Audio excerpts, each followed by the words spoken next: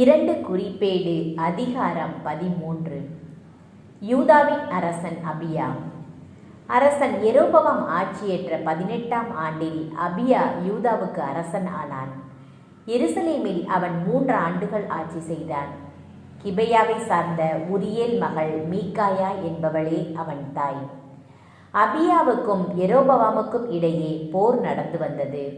அபியா தேர்ந்தெடுக்கப்பட்ட 40,000 வலிமை மிக்க வீரர்களுடன் போருக்கு சென்றான். அதுபோன்றே யெரொபெயாம் தேர்ந்தெடுக்கப்பெற்ற வலிமை மிகு 80,000 வீரர்களை சேர்த்து கொண்டு போருக்கு அணிவகுத்து நின்றான். அபியா எப்ராயிம் மலைநாட்டின் செமாரயிம் என்ற குன்றின் மேல் நின்று கொண்டு, யெரொபெயாம், எல்லா இஸ்ராயேல் மக்களே, எனக்கு செவி கொடுங்கள். இஸ்ரேலின் கடவுளாம் ஆண்டவரே, இஸ்ரேல் அரசை தாவீதுக்கும் அவர் மைந்தர்களுக்கும் முடிவுறாத உடன்படிக்கையாக என்றென்றைக்கும் அளித்ததை நீங்கள் அறியீர்களோ? இருப்பினும் நெபாற்றின் மகனும் தாவீதின் மகன் சாலமோனின் அலுவலனுமான யெரொபெயாம் தம் தலைவருக்கு எதிராக கிளர்ச்சி செய்தான்.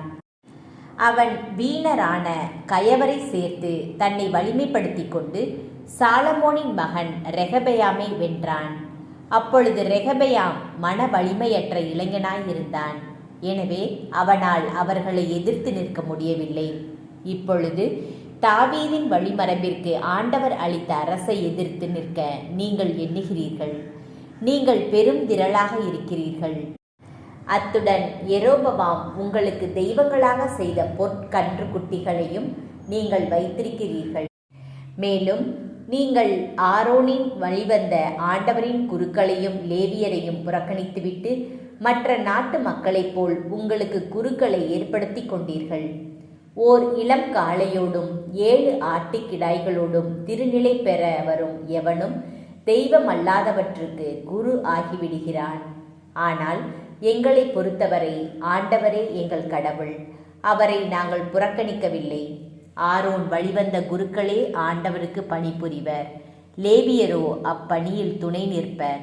அவர்கள் நாள்தோறும் காலையிலும் மாலையிலும் ஆண்டவருக்கு எரிபலிகள் செலுத்தி நறுமண தூபமிட்டு தூய்மையான மேசை மேல் திருமுன்னிலை அப்பங்களை வைப்பர். பொன் விளக்கு தண்டின் அகல்கள் மாலைதோறும் ஏற்றப்படும். இவ்வாறு நாங்கள் எங்கள் கடவுளாம் ஆண்டவரின் ஒழுங்குமுறைகளை நிறைவேற்றுகிறோம். நீங்களோ அவரை புறக்கணித்து விட்டீர்கள். இதோ கடவுளே எங்கள் தலைவராக எங்களோடு இருக்கிறார்.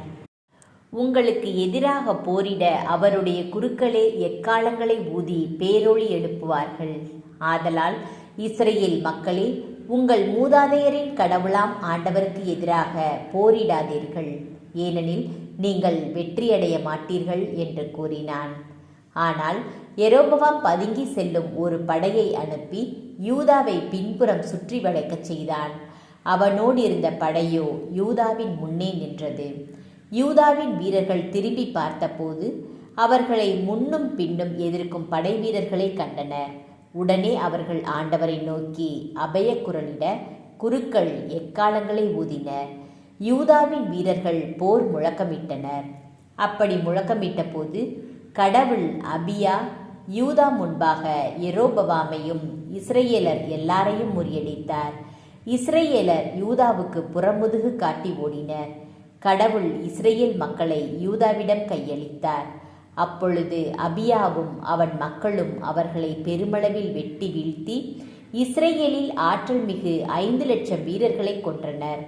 அந்நேரத்தில் இஸ்ரேலின் புதல்வர் சிறுமையுற தங்கள் மூதாதையரின் கடவுளாம் ஆண்டவரை நம்பி வாழ்ந்த யூதாவின் புதல்வர் வலிமையுற்றனர். பின்பு அபியா யெரொபெயாமை துரத்தி சென்று பெத்லெகேமையும் அதன் சிற்றூர்களையும், எசனாவையும் அதன் சிற்றூர்களையும், எப்ரோனையும் அதன் சிற்றூர்களையும் அவனிடமிருந்து கைப்பற்றினான். அபியாவின் வாழ்நாள் முழுவதும் யெரொபெயாம் வலிமையுறவில்லை. ஆண்டவர் அவனை தண்டிக்க அவனும் இறந்தான். பின்பு அபியா மிகுந்த வலிமை அடைந்தான். அவனுக்கு 14 மனைவியரும் 22 புதல்வரும் 16 புதல்வியரும் இருந்தனர். அபியாவின் பிற செயல்கள் யாவும் அவன் வழிமுறைகளும் உரைகளும் இறைவாக்கினர் இத்தோ எழுதிய ஆய்வேட்டில் எழுதப்பட்டுள்ளன.